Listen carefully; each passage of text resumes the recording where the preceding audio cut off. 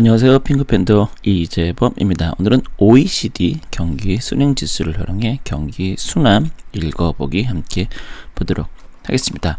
경기가 순환한다는 건 어떤 의미인지 다들 알고 계시죠? 경기가 순환한다는 건 좋았다 나빴다 반복한다 이런 의미 있습니다. 그래서 이 경기 순환이라는 보신 것처럼 뭐 국가 경제의 총체적인 활동을 의미한다라고 되어 있습니다. 그래서 그 중에서 이제 OECD 경기 선행지수 있는데요. 그러니까 결국 이제 OECD라는 곳에서 전 세계 국가에서 발표하는 그 지표를 근거로 해서 지수를 근거로 해서 향후 어떻게 될 것인가 이제 발표를 하고 예측을 하는 건데요.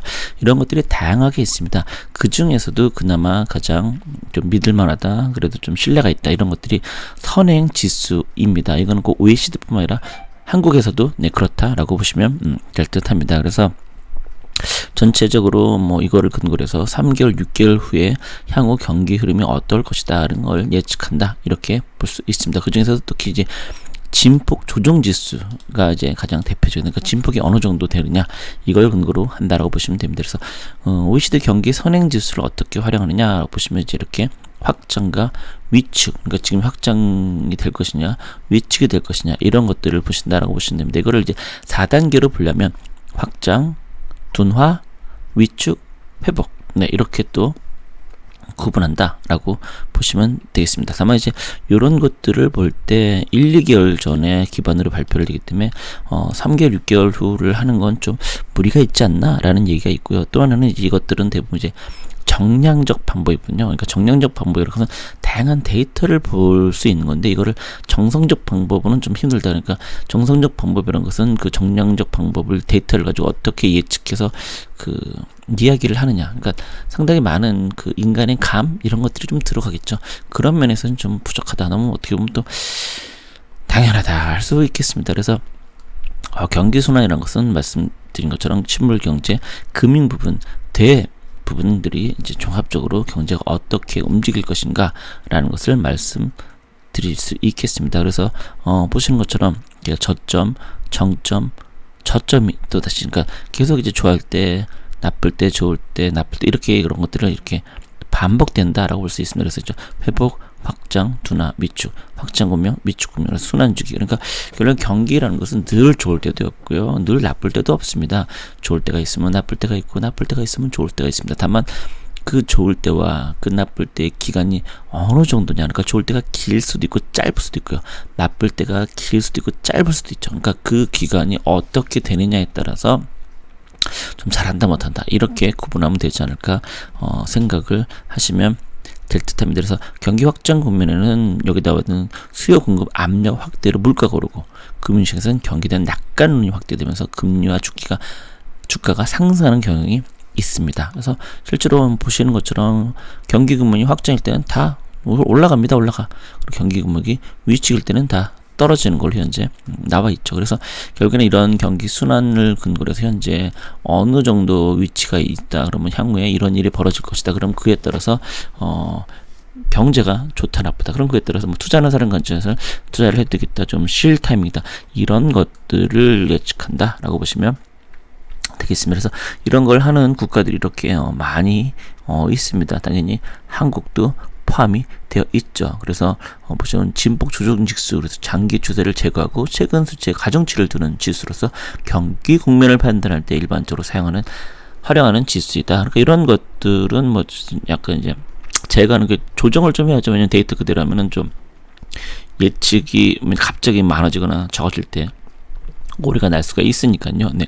그런 거를 보시면은, OECD 진폭 지수 연일 변동 보면은 이게 왔다 갔다 이제 하고 있다는 걸 우리가 볼 수가 있습니다. 그래서 이런 것들이 보시면 각 국가별로 어떤 게 뭐 구성되어 있나라고, 한국 같은 경우 제조업, 업황, 종합 주가 지수, 제조업 재고 물량, 순환지표, 장단기 금리차, 순교역 조건들이 우리나라는 좀 포함됐다. 경기 선행지수예요. 근데 다른 나라들도 뭐 비슷비슷한데 뭐 좀 다른 게, 미국 같은 경우에 주택 착공지수가 결국엔 이제 경기가 좋아져야지만 착공이 많이 할 수 있다는 뜻이니까요. 네, 그래서 그런 차이점이 국가별로 좀 있다라는 것은 볼 수 있습니다. 그래서 OECD의 제공한 경기 선행지수 가운데 일반적으로 사용되는 진폭 조정지수를 기준으로 볼 때요, 확장가 기준, 그러니까 100%보다 위에 있냐 아래에 있냐 그거를 기준으로 보시면 되겠습니다. 그래서 2010년부터 2020년까지 전 세계적인 경기 순환을 본다라고 하면은 이 100을 기준으로 해서 네, 그거보다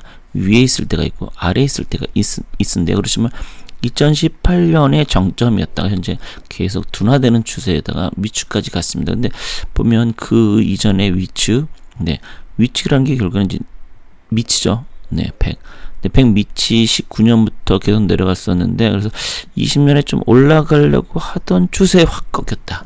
아, 네, 이거는 꺾인 것도 뭐 최근 10년 내는 거의 없었던 일이 현재 벌어지고 있다. 그만큼 그 향후 전망이 이렇게 썩 좋은 건 아니다. 그러니까 아무리 자산 시장이 좋다라고 하더라도 이런 것들은 좀 조심할 필요가 있지 않나라고 보시면 됩니다. 그래서 4월 데이터를 보면은 98.4, 네, OECD는 95.8로서 모두 100 이하니까요. 네, 현재 그런 상황이다.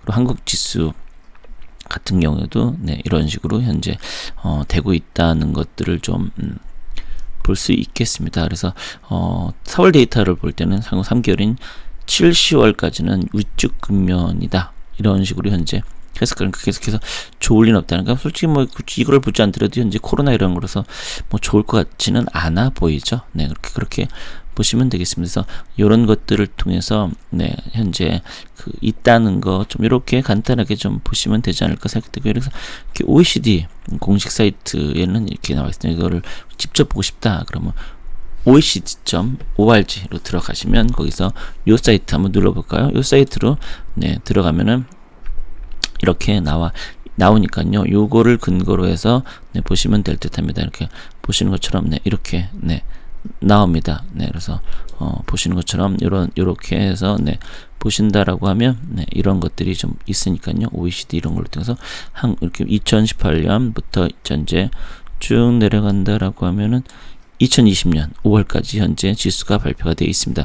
근데 이런 거를 보면은 한국 같은 경우는 현재 이 컴패시티 리딩 인디게이터 같은 경우는 이제 뭐 현재 100을 현재 나와 있는데 그래서 저게 무슨 뜻이냐라고 여기서 보시면 그 조회되는 하면 일반적으로 사용되는 거라고 얘기를 네, 하고 있네요. 네, 그래서 그런 거 좀 생각하시면서 보시면 되지 않을까 생각됩니다. 그래서 어떻게 좀 도움이 되셨는지 모르겠는데 어쨌든 경기 이 선행지수를 보실 때는 향후 이게 확장 국면, 그러니까 100 이상이냐 이하냐 요것만 생각하셔서 보시면 되지 않을까 생각됩니다. 자, 그럼 오늘 방송 여기서 마치도록 하겠습니다. 여러분 고맙습니다.